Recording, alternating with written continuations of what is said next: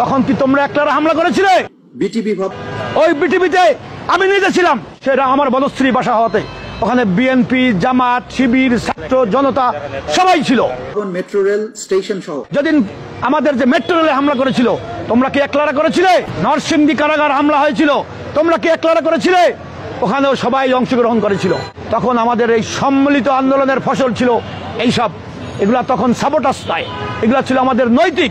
সেতু ভবন বনানী, আমি সেতু ভবনের ছাত্র আন্দোলনে মূল ভূমিকা রাখি। আমি সেতু ভবনে ওইখানে হামলাও চালাই, পুলিশ ভিতরে ঢুকার পরে আমিও হামলা চালাই।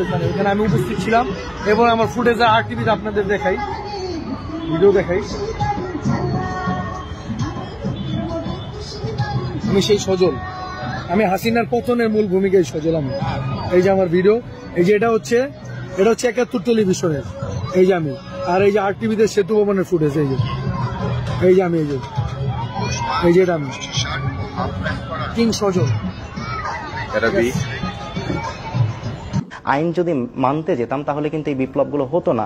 মেট্রো রেল, যদি মেট্রো রেলে আগুন না দেওয়া হতো, যদি পুলিশদেরকে না মারা হতো, তাহলে এই বিপ্লবটা এত সহজেই অর্জিত হতো না, কিংবা এই ফ্যাসিবাদের পতন নিশ্চিত করা যেত না। যদি মেট্রো রেলে আগুন না দেওয়া হতো, যদি পুলিশদেরকে না মারা হতো, তাহলে এই বিপ্লবটা এত সহজেই অর্জিত হতো না, কিংবা এই ফ্যাসিবাদের পতন নিশ্চিত করা যেত না। আমি নিজে পুলিশের সাথে মারামারি করেছি, পুলিশের গায়ে হাত দিয়েছি। এখন যদি কোনো মতে যদি শেখ হাসিনা ফিরে আসে, সে আর জোর করে কিছু করা লাগবে না, সে রাষ্ট্রীয় নিয়মে আমাকে ফাঁসি দিতে পারবে। বিচারের জন্য আন্তর্জাতিক অপরাধ ট্রাইব্যুনালের এজলাস কক্ষ ডিজিটাল প্রযুক্তিতে সমৃদ্ধ করা হয়েছে। ইতিহাসে প্রথমবারের মতো কোনো বিচার পর্ব আদালতের অনুমতিক্রমে সরাসরি কিংবা রেকর্ডকৃত পদ্ধতিতে গণমাধ্যমে প্রচারিত হচ্ছে।